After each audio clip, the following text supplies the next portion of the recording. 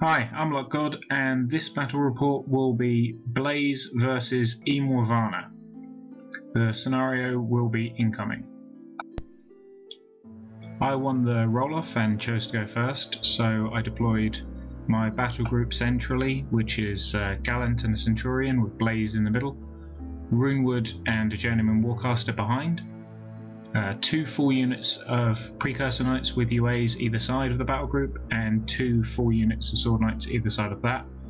Harlan Versh is advanced deployed in the middle of the board, just behind my objective. My opponent is running eMorvahna with a Stalker and a Feral, Tharn Blood Trackers with UA, Warpborn Skinwalkers with UA, Tharn Ravagers with UA, Shifting Stones with UA, and a Gallows Grove. My opponent had a nice little handy cheat sheet on the side to remind himself that he could reroll and that he healed every time one of his infantry die. It was also a handy place for him to keep track of Morvahna's health as it went up and down throughout the course of the battle. So Signar turn 1 with my +2 speed from the tier benefit. The Sword Knights ran up on both flanks, but each unit left one member straggling slightly behind in case I wanted to cast a spell on them. I gave a point of focus to the Centurion, which ran up.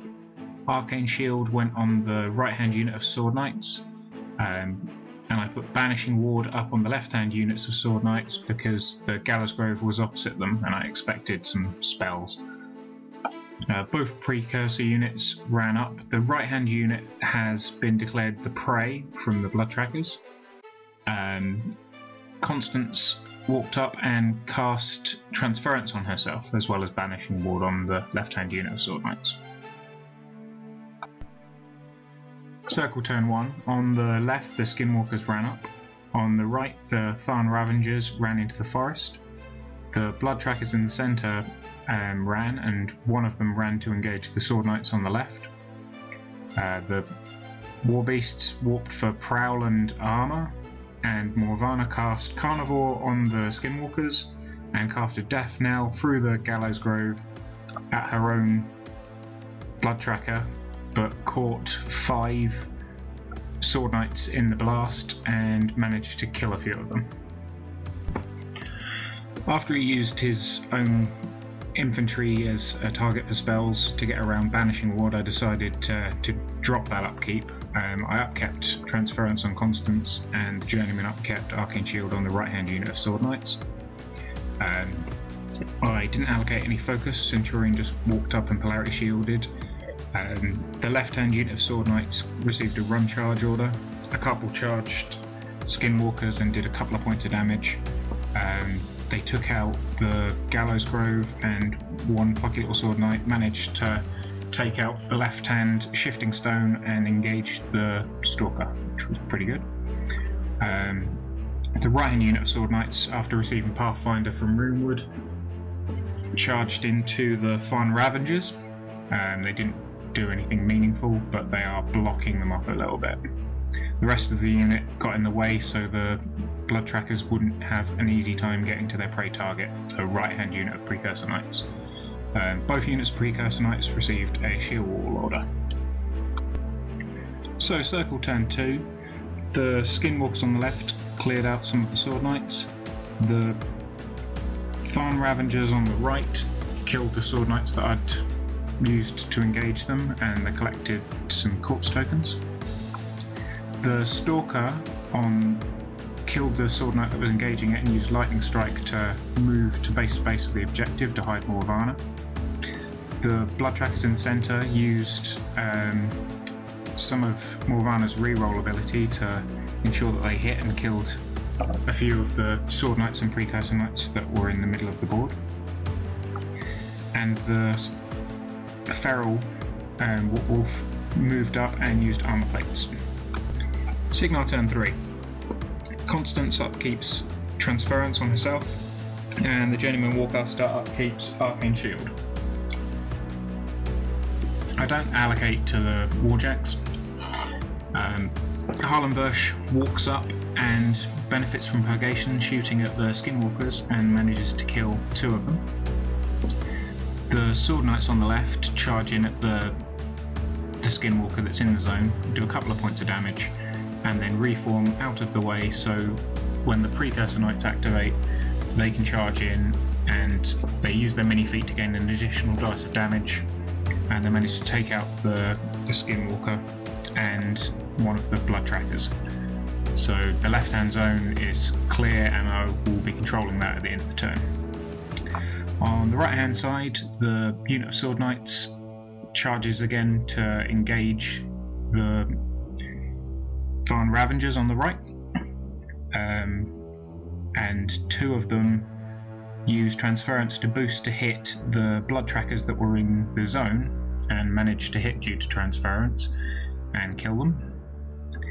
This lets the precursor knights, after they reform, this lets the precursor knights get through to the war beast, and they don't do much damage at all. I don't use the mini feat this turn on the right hand unit. They receive a shield wall order. The Centurion moves across the zone a bit and angles and uses Polarity Shield, mainly to provide opportunity of a free strike should the war beast try to trample. Constance walks into the zone and uses her feat, and the Journeyman Warcaster changes Arcane Shield target onto Constance, dropping transference now it's done its job, and upping her armour a little bit. Circle turn 3, the skinwalkers on the left get into the zone, and the UA hides out behind an obstruction, no doubt to keep itself safe to bring back the unit with eMorvahna's feat. The blood trackers in the centre, with a combination of aiming and prey and a couple of rerolls from Morvahna, they manage to free up the Feral and kill all the precursor knights that were engaging. The Feral then walks into the zone. The shifting stones also move into the zone, just trying to contest it as best they can, and the Tharn Ravengers kill a couple of sword knights, but he tries to limit what he kills so I don't benefit too much from my feat.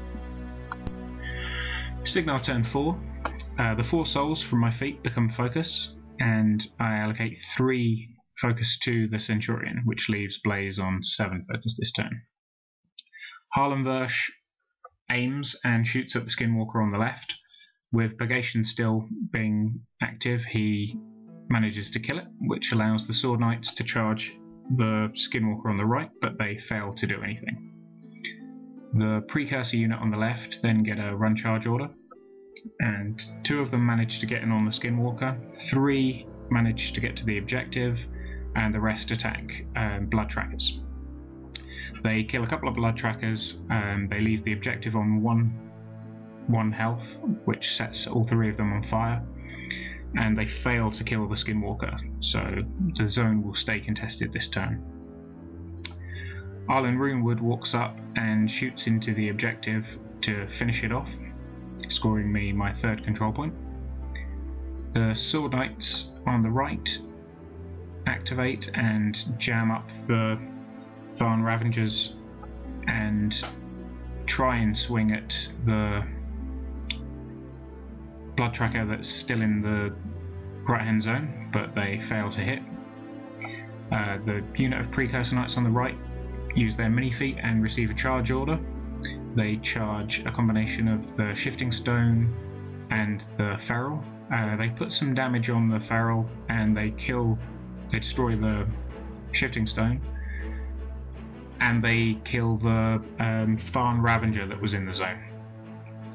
So the Centurion then walks up and starts attacking the feral wolf, and he does some damage but doesn't manage to kill it. He does cripple its spirit though.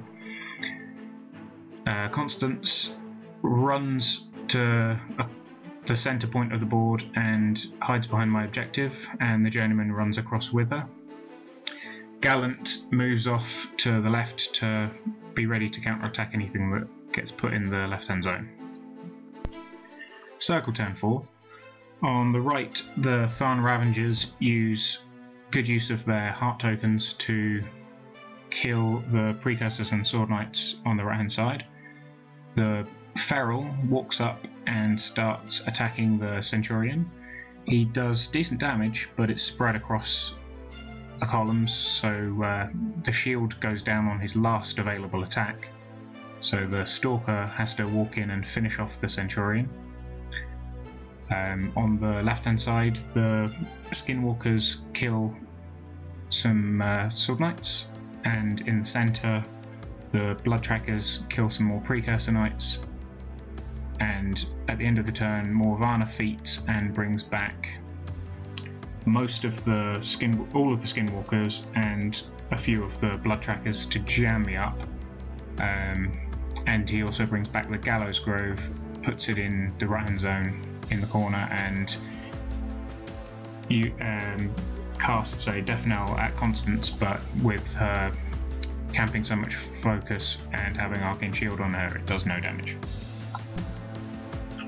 Signar turn 5. Attrition has swung the other way now. eMorvahna's used her feat, and the right hand side of the board is collapsing rapidly, so I decided that I should try for a scenario victory this turn. With 3 control points currently, I needed to dominate the left hand zone to win the game.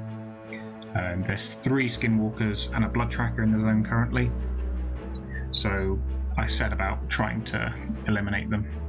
I allocated 3 points of focus to Gallant, and the General Warcaster charged in on the Skinwalker on the right. He failed to hurt the Skinwalker, so he wasn't quite the hero he's been in previous games. Constance then charged the Skinwalker engaging Gallant. Benefiting from flank, she killed him, and then bought an attack and killed the second Skinwalker engaging the standard bearer for the Precursors. Gallant walks up and kills the 2 Skinwalkers towards the back of the zone, and that leaves just the Blood Tracker.